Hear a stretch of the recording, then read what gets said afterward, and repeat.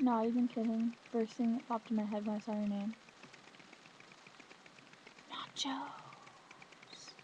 I really, really want some nachos right now.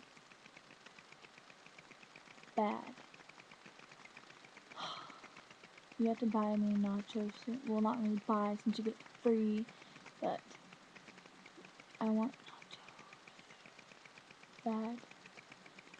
So bad for me, but so good.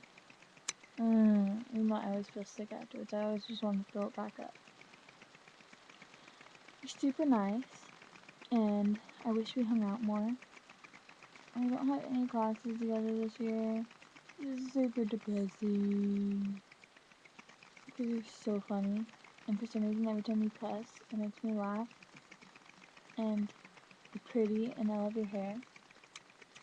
And yeah, you should get me nachos. I really want nachos right now.